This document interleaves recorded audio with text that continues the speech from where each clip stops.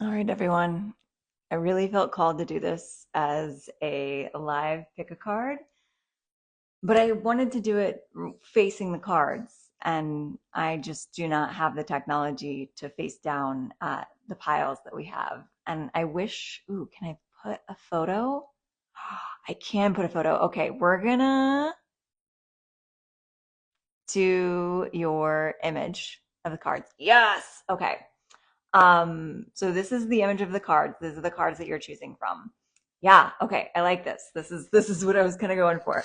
So let me just put this over here and we are going to get started. So as people are rolling in, know that the cards that you see below are the different piles that we have. So this is already better than what was happening on YouTube. So these piles are going to be your choices for the Pluto and Aquarius reading that I'm giving you. And they're already pre-shuffled. The cards are already there. They're destined to be what they are. So in order to properly do this reading, you want to make sure that you're using your intuition to really guide you to which pile that is for you. I don't do a lot of these YouTube general collective readings anymore because I want to train you more to use your own tuition rather than relying on myself or other readers on the internet, because that can get very fuzzy, not just because everyone's interpretation is going to be a little bit different than what you personally might interpret, but also because there's so much energy that's being read in a collective reading that there's never anything that's supposed to fully resonate all the way through for you. It's not supposed to be a dead on reading for you because there are multiple people reading those, watching those readings. So you are going to use your intuition to guide you to one of the piles that you see here. And we're going to go through them. Pile number one will be the pile to the left. That's the wild unknown with the blue stone. Pile number two will be the pile at the center. It's the Modern Witch Tarot with like a gray tiger stripe stone. And then pile number three is the Rachel True Tarot with the reddish brown stone on top. So let's see, do we have anyone heading in? I'll post this to the feed later as well so that those who aren't watching this now will be able to see it then. And we're going to get started.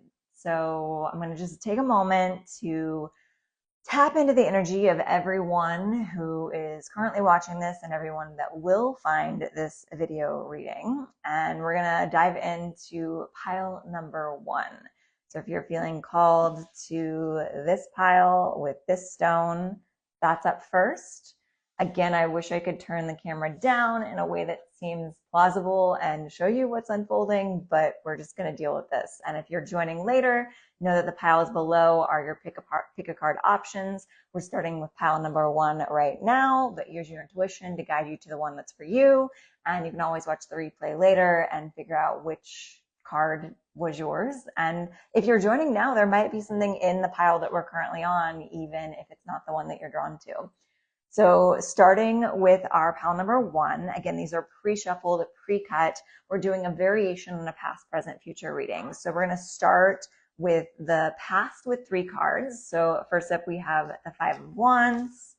We have the Sun of Cups, the Ten of Cups. So a recent past is getting good, and then a little bit of stress in the future. We'll go through all of these. The Ten of Swords, the Nine of Cups in the present, the Eight of Pentacles in the present, the World card in the future, the Seven of Swords in the future, the Seven of Cups in the future, and then underneath was the Five of Pentacles. Pile number one, boy, first of all, right away, whoever picked pile number one, someone's got some throat chakra stuff happening because I'm immediately picking up on some throat chakra energy that needs to be cleared. So before we even get into the cards, I can tell you that there's something in your emotional or creative world that you really need to express. There's a big, strong pull towards the left side of my throat, which as an energy healer tells me that something's blocked there. Something feels restricted in the way that you express yourself creatively and in the way that you express yourself emotionally. So as you join, we're on pile number one. And if it's not for you, if it's not the pile that you're picking below, know that there's probably a message just because of the timing of you joining this reading. So those of you that are listening for this reading, first of all, make sure that you're clearing some space to express your emotions and express your creativity. Particularly emotions. There's a lot of energy coming through with the cards that we just pulled, and I wish I could turn the camera down, but you definitely want, there's like so much good and bad coming through with pile number one's energy that you want to make sure that you have the space to not only celebrate the good stuff, but also talk about like the chaos that's happening as well. So therapy is a really great tool right now. Anything that you can kind of talk things out, journaling, free writing, letting yourself really vent those emotions, that's going to be really good. In the recent past, let me see if I can turn this down in a way that feels cohesive. You're going to see it upside down, but we can kind of show you the cards. So in the recent past, we've got the Five of Wands, the Son of Cups, and the Ten of Cups. So this is like a good news, bad news going into good news scenario. So the Five of Wands indicates that there, in the recent past, there was a bit of like sort of a uncertainty about where you need to go. It was a little bit of a scattered energy. There might even been a little bit of a feeling of like competition that was making you feel like maybe you weren't on the right path, or that you just didn't know where to direct your focus. But then ultimately, there's a sense of creativity and emotional fulfillment coming in that helped you find clarity. Because this is a huge transformation coming from the Five of Wands into the Ten of Cups. The Son of Cups is really the key here, in that basically you are becoming more embodied in your creative and emotional life. And that really unlocked this really like beautiful blessings. The Ten of Cups is really just like things are going really well in your emotional life and your creative life. Things are flowing, the energy's moving. And that's a great place to be. However, as I mentioned, this is a bit of a roller coaster reading, because when we go into the present here, we have the Ten of Swords, the Nine of Cups, and the Seven of Pentacles. So right now in the present, you're coming from this high of like tapping into your creative energy. And then immediately you kind of encountered this like end of a road, like something was done. Like I almost feel like you were on a path that wasn't for you, whether it be, it was a career, it was a relationship, something in your life that you were confused about here. Once you tapped into your emotions and really felt your feelings and got really clear on them, you found out that there was something that wasn't working, like at all. Like Ten of Swords is like, this is like not only like dead and buried, but like you've stayed too long at the party is what the Ten of Swords is. The good news of the Ten of Swords is like there's nowhere to go but up, because you recognize that this is a situation that you're ready to leave. And then through that, you end up awakening this ability to kind of fulfill your own wishes and be able to embrace what it is that you really truly want based on your emotional life. Now, I think that this has also opened up another sort of like learning period for you, because you went from like not being in a situation that wasn't for you, recognizing that you could make a wish for what you wanted, and then realizing that maybe you need to develop some skills in what it is that you wanted to move forward. So for you, if this is a career reading, it makes the most sense, because it's like you probably wanted to jump into a career that maybe you like weren't fully developed in. And so you're kind of going through this like apprenticeship period of like really learning and honing your skills. If it's a relationship, it could be that you got out of a relationship that wasn't serving you, and now you're kind of learning more like literally like therapy style like relationship skills. Like you're learning how to communicate your emotions to another being, you're learning like attachment styles, you're learning languages of love, and you're really kind of diving into this period of like learning and becoming an expert in what it is that you're learning about. In the near future, which Pluto and Aquarius is going to be a long arc, it's about 15 to 20 years. So like this can be a very long progression that we're talking about here, but you are coming to a place where it's like a beautiful end of a chapter in the future. Whereas like the Ten of Swords was about kind of a rocky end of a chapter where again, you stayed too long at the party. The World card is about like having the party be about you, like celebrating your accomplishments and really becoming that expert and really enjoying the fruits of your labor before you move into the next chapter. However, there is going to be something you encounter in the future where you or someone close to you is keeping secrets that's kind of hindering the process of you moving from one chapter into the next. So just know that you're going to have to get really honest with yourself and the people around you in order to make this leap from the end of this chapter into another one. And I think that this is twofold. I think honestly, for most people that I'm tapping into, because we had the throat chakra energy coming up first, there's definitely a feeling of you wanted, you're moving into this new chapter that's going to make you happier, but and you develop these skills to do so, but there's something you're still holding back. There's something you're lying to yourself about regarding what you want. And in the future, you're really going to have to clarify that. So the Seven of Cups is about like daydreaming about what it is that you truly want for your relationships, for your career, and not letting yourself kind of keep something hidden. Like, don't keep a part of yourself hidden, because both in your career and in your relationships, regardless of what this reading is about, keeping a part of yourself sort of like hidden underneath you and not sharing it with the people that are around you that you're trying to develop this chapter with is going to be bad for everyone. Like, people around you are going to feel betrayed, and you're also going to feel like you're not being your authentic self. And so daydream about what it is that it looks like to be fully yourself, and not just compartmentalizing the different parts of yourself and hiding some of it away from the world.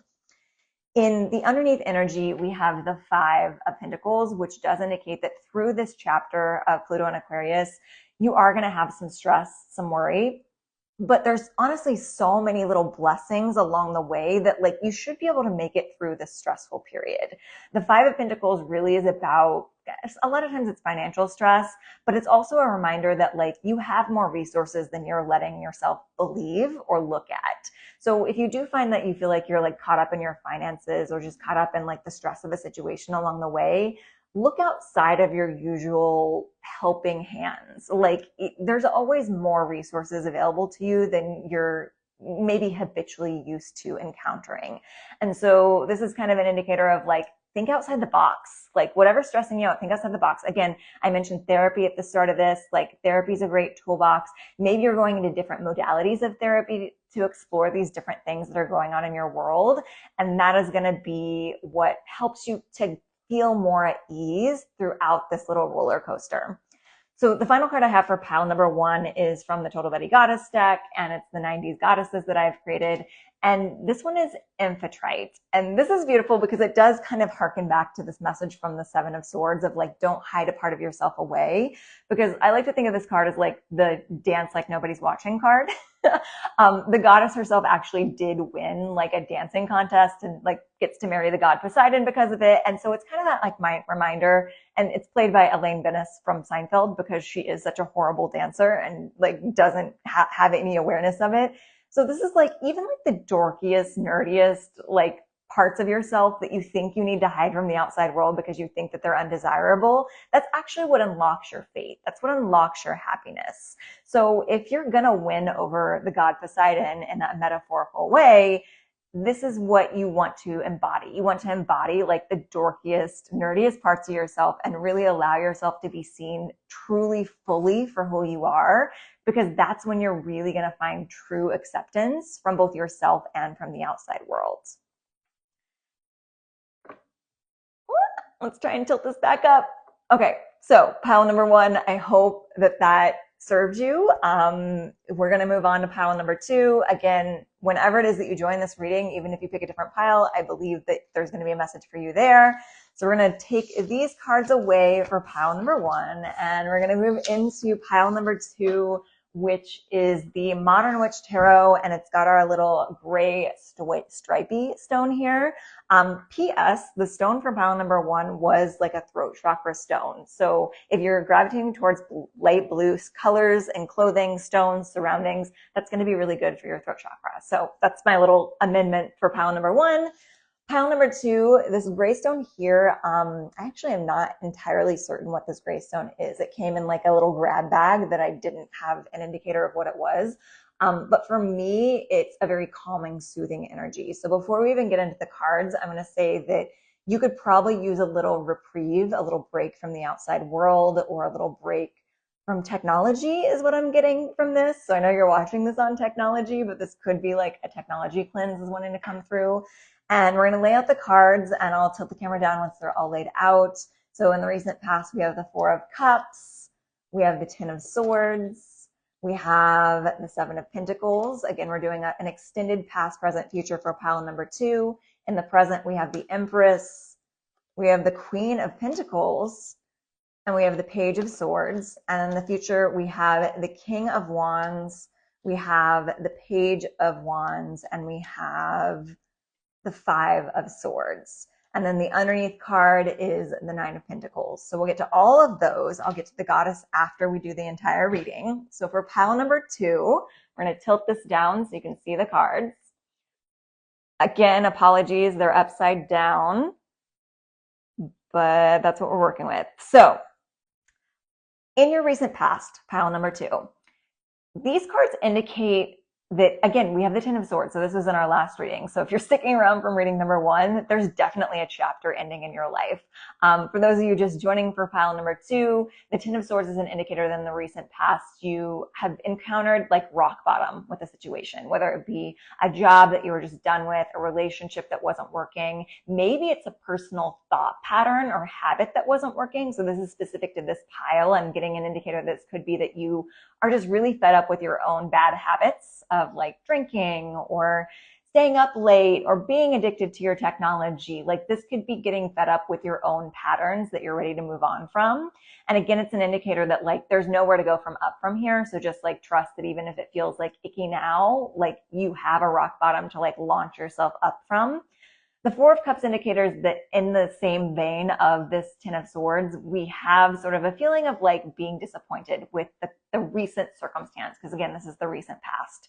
So the Four of Cups is an indicator that you've been kind of looking at what's been going wrong in your life, and like there's actually a couple things going right that you've been ignoring. And so it's just kind of a card of like turn some gratitude to the things that are working out for you.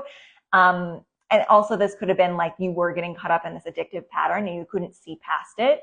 And now you're kind of coming out, you're hitting rock bottom with that addictive pattern, and that's launching you into the Seven of Pentacles, which is just a period of growth, but a period of growth that requires a bit of patience. So just know that like this is kind of like planting seeds and like watering them and watching them grow. Like you're not going to transform ever overnight and like release yourself from these addictive patterns or this situation that wasn't working for you, but you are doing the work. You are putting in the work and like planting the seeds, watering them, nurturing them so that you can move forward. And again, this is the recent past, so I can see in the present that that's already working out for you, because the present energy of the Empress and the Queen of Pentacles right away tells me that like you've kind of stepped into your power, especially in regards to self-care and nurturing yourself, because these are very maternal cards. So you're kind of reparenting yourself, remothering yourself, and being very gentle with this development of this new version of you. You're also being pretty protective of your own energy, not in a Queen of Swords way, because the Queen of Swords would be like very, very harsh and protective and like cutting cords of the people that aren't serving you.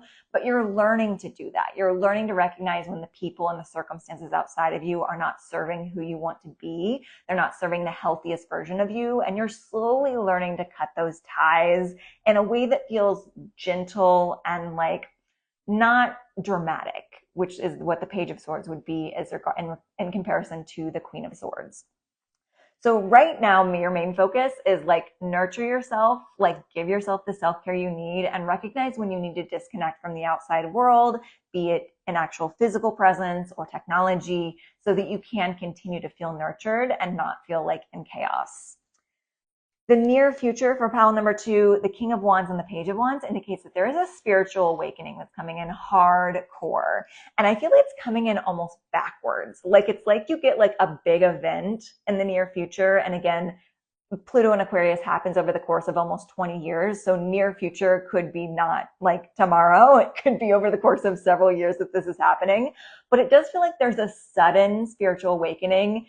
This almost feels like an ayahuasca journey. Like this feels like it's something where it's like one of those moments where like you do something and it just like, boom, unlocks all this spiritual awareness within you. And then you kind of have to work backwards and like learn how to go from like the ground up with your spirituality rather than having this like intense experience every single time. So you might have an event, a relationship, maybe it is a drug experience, but there's something here that like brings you to the next level of your consciousness in like a really intense way. And then you kind of have to like be like, whoa, I can't handle all this energy at once. Let's step it back and take it slow. So if I were to use the metaphor of like an ayahuasca journey, like this could be like, oh, you have this huge like drug infused realization about the world. And then like you have this like spiritual hangover afterwards, and you have to then teach yourself to like get to that same place, but through daily meditation or journaling or prayer or work with the deities that resonate with you. Like this is a slow and steady coming back to that same level of awakening, but in a way that feels sustainable.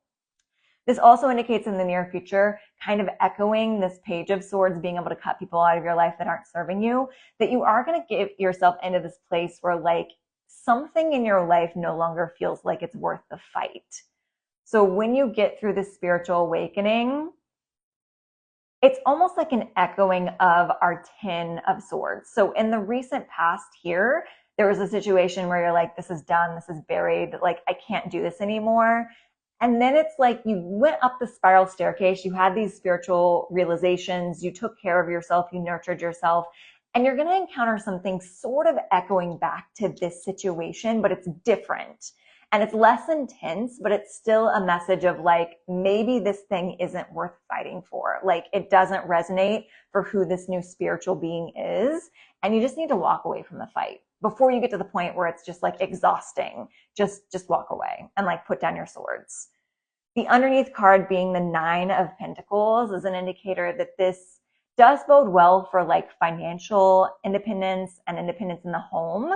So if over the course of the next several years, you're working to establish like an independent home life, maybe you live with people and you want to live alone, or maybe you're trying to establish more financial independence, that could be a side effect of all of this, because all of this feels very much more like an emotional and spiritual journey. But because you come to this place of stability and knowing when to walk away from situations that don't serve you, you could also find yourself in more rewarding financial and like home-based situations, because you're really honoring who you are and what your needs are. So underneath the deck, or not underneath the deck, but your goddess from the Total Betty Goddess deck is Pytho. So she's played by Mona Lisa from the movie My Cousin Vinny, which is, oh my gosh, why can't I think of her name right now? It's also an M name, Marissa Tomei, thank you. And so Marissa Tomei is a card that's telling you that your persuasiveness is really powerful right now. So this is an interesting layer on top of this, because a lot of, like I said, a lot of these cards were inwardly reflective. There's something about these two cards that I feel like go together. So we've got the 9 of Pentacles and Pytho. And again, this one is kind of like being able to have benefits in your home and your financial life because of all this inner work you're doing. And I honestly think that's because you're going to become more capable of making an argument for yourself. And I think that makes sense because so much of your present is about like self-care and nurturing yourself and mothering yourself. And so you're going to become your own best advocate, and you're going to be really persuasive in arguing for your own best case scenario. So just know that that's what this is. This is the energy that's helping you out. And also this goddess, if you want to work with the deity, is going to be really helpful in you advocating for yourself. So if you feel like you're in situations that feel like the 10 of Swords, where you're just like, this is not serving me, I need to get out of this. Or even if you're like cutting people out of your life that don't serve you, or walking away from a fight that's no longer yours, you can be really persuasive, and it doesn't have to be quite as dramatic. It doesn't feel like you're fighting with swords. It's like you're fighting with your words, but you're not even necessarily fighting. You're just like making logical sense and telling the outside world like, hey, this doesn't work for me. And X, Y, and Z does work for me. And like, this is how we're going to use this. Because again, like this character can like, what I think the phrase is, she can sell ice cream to a polar bear or whatever it is. Yeah, so you're really persuasive in arguing for yourself. So make sure you're using this persuasiveness to your favor, rather than doing like a bunch of work for the outside world. Because ultimately, if you're taking care of you, that energy is going to be reflected in the outside world. It will echo out into the outside circumstances. So yes, this is always going to be about the grander scheme of life as well, but it has to start from within. Okay, so that was pile number 2. If you are still here, maybe you need pile number 3 as well, or if you're just joining, that one probably had a little bit of information for you. We're going to dive into our final pile because I am running out of steam. So Pile number 3. We'll tilt this back up for my intro. Hello, hello. If you're just joining, pile number 3 is up next. You'll see the image below. And it is our Rachel True Tarot with our little red-brown stone. So, chakra based. So if you're joining for this reading, money and security and home life might be really important right now. And we're going to dive into the cards. Rachel True Tarot also has like a really earthy, sort of generational feel to the cards. So this feels very ancestral already. So if this is a pile that you're drawn to, you might be doing a lot of work on releasing generational trauma and working with your ancestors on a spiritual level. That's what I'm getting before we even pull the cards. So I'm going to go ahead and start pulling our cards. Again, I'll pull them all out, lay them out, and then we'll flip the camera down. I'm actually going to try and flip these around so that when I flip the camera, it'll be right set up for you guys. So in the recent past, Lovers, not a bad way to start a reading.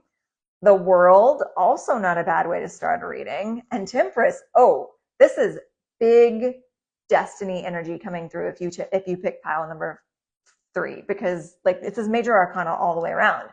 So in the present, we have the 5 of Discs, which is also the 5 of Pentacles. We have the Queen of Wands. Again, we'll go through all of these in just a moment. And we have the 9 of Wands. So that's the present energy. And again, this is for Pluto and Aquarius. It's about a 20-year arc. Well, less than 20 years, but approximately 15 to 20 years. So the future could be near future, or it could be over the course of the next 20 years. The Queen of Discs is in the future.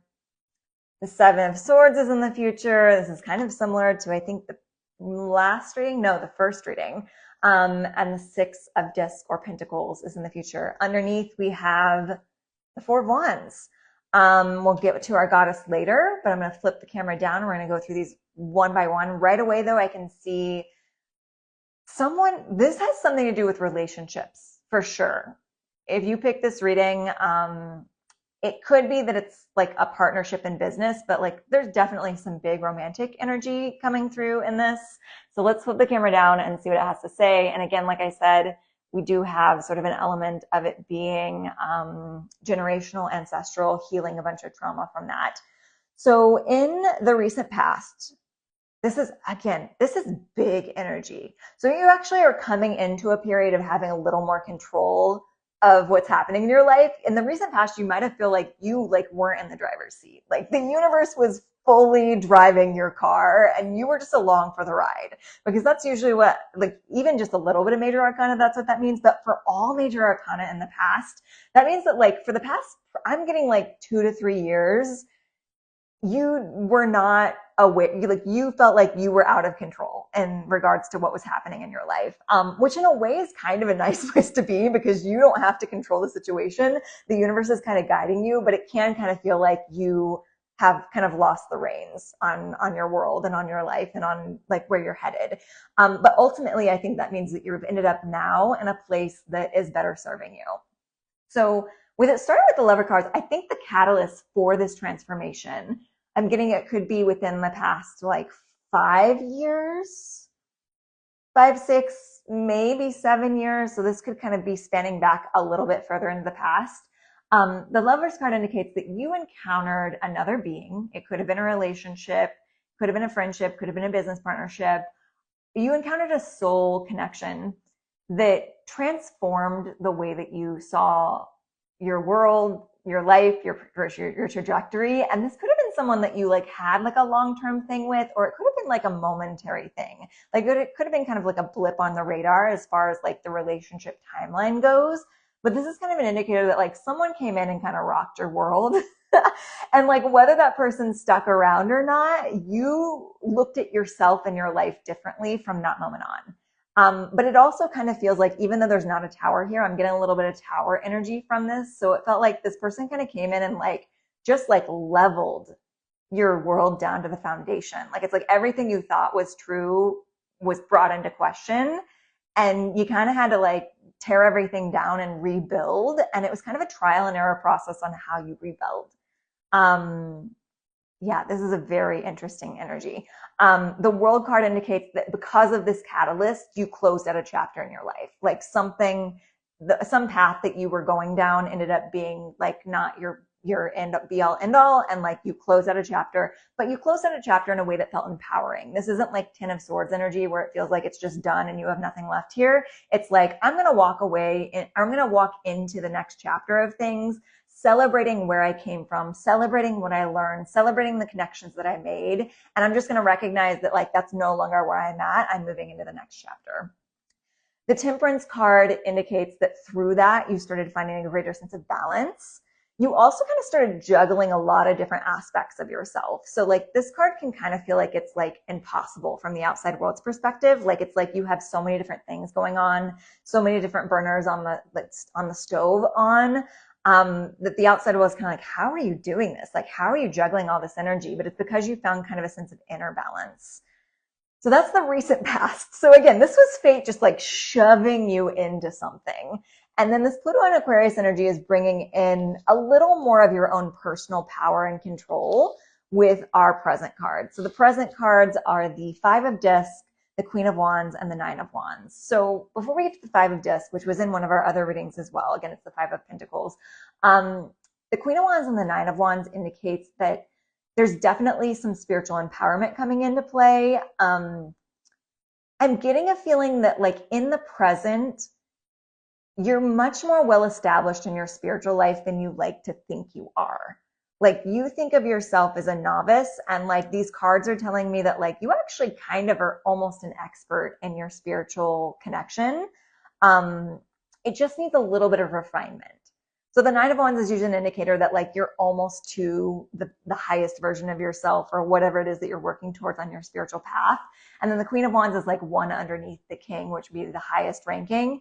And so this tells me that like, I think you're very naturally spiritually aware. Like whether you consider yourself a spiritual person or not, whether you think that you are an expert in meditation or divination or whatever, like I feel like you don't think you are very spiritual, but you are innately very spiritual. And these cards are telling me that like, if you bring a little bit of consciousness into your day-to-day rituals around your spiritual connection, you're going to blow the lid off of this spirituality. Like you're going to find that you're so much more intuitive than you thought you were, that you have so much more spiritual help than you were aware of. Yeah, because this feels like a very much like a natural witch, naturally intuitive person that has just been so stuck in the secular world that you haven't like gotten to that final level. So if you don't meditate, I highly recommend meditation. If you're drawn to any sort of divination practices or deity work, it's a really great time to up that. Especially because right now it's going to feel like your material resources are more limited. So the spiritual world is really calling to you to find more balance within, especially your finances. Again, I mentioned in one of the other readings that the Five of Pentacles or the Five of Discs is about recognizing that there's more support around you than you think you have. And I think in this case, it's that your spiritual life is going to really unlock another level of abundance for you. So like, especially if you feel called to deity work or ancestor work, because again, I mentioned that this was kind of an ancestral reading. If you have some ancestors that you can work with, that you can help to like ask to bring in more abundance for yourself, I think that's going to be really good. But the thing I'm getting is you have to be really dedicated to it. It has to be a regimen. So it's almost like this is a feeling of like your ancestors are like your friend that you call like every 6 months, and like you don't talk that often, and like the friend can kind of get a little resentful that you only come around when you need something. And so this is kind of telling me that like this next level of spiritual work, of ancestral work, especially in regards to money, has to be a daily practice. It has to be something that you're checking in with that sort of like spiritual connection every day, so that when you do ask for something, it's not going to be a big deal. Like I'm sometimes this friend. I'm sometimes the friend that people don't contact until they need something. And I can tell you it's a really sucky place to be. So like if you can stay in contact with that friend, that spiritual connection, when you ask them for a favor, it's like, yeah, of course, sure, no big deal, because we've been talking for the past 6 months. Whereas if you show up and you ask for a favor after not talking for 6 months, they're going to be a little more resentful over time. So that's kind of what's working with your spiritual connection right now. So in the future, and again, this could be near future, it could be over the course of the next 15 to 20 years, we have the Queen of Discs, which is an establishment of more power in your financial and home life. we have the Seven of Swords, and we have the Six of Discs.